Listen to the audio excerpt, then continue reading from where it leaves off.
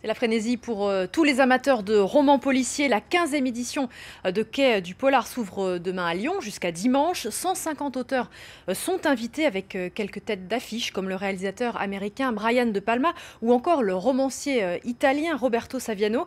Les librairies partenaires de l'événement sont en pleine installation comme celle du Tramway qui peaufine son stand. Vous voyez ce reportage de Dolores Mazzola avec Frédéric Kiop. Des centaines de livres bien emballés et prêts à partir pour le Palais de la Bourse.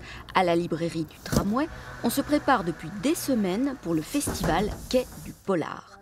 Pour ces libraires lyonnais, c'est un événement qui tombe au bon moment. En termes d'activité de la librairie, on est sorti de Noël.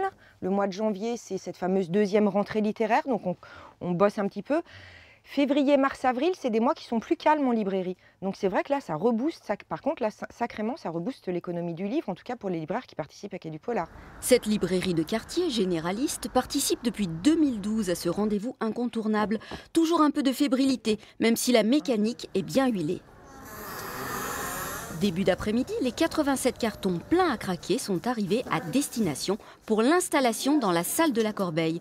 En termes de retombées économiques, l'enjeu pour les libraires partenaires du festival est de taille. C'est l'endroit où il faut être ce week-end-là à Lyon.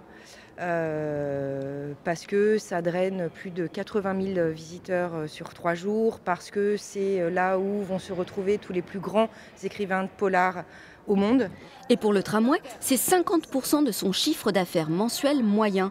Quai du Polar accueille 11 librairies indépendantes, essentiellement des fidèles de la première heure. Mais au-delà des chiffres et de l'ambiance, le festival, c'est aussi une histoire de valorisation. C'est vrai qu'on a toujours, nous, souhaité, dès le départ, mettre en avant la librairie indépendante et le travail des libraires à travers le festival. C'était important pour nous, d'où ce choix de ne pas avoir effectivement de stand d'éditeurs, mais de vraiment valoriser les libraires. Et c'est vrai que ça, je pense, contribue à cette ambiance très conviviale qui existe entre à la fois les libraires, les auteurs aussi et les lecteurs. Durant 3 jours, les 11 librairies accueillent 140 auteurs de romans noirs pour des séances de dédicaces, un vrai marathon du polar.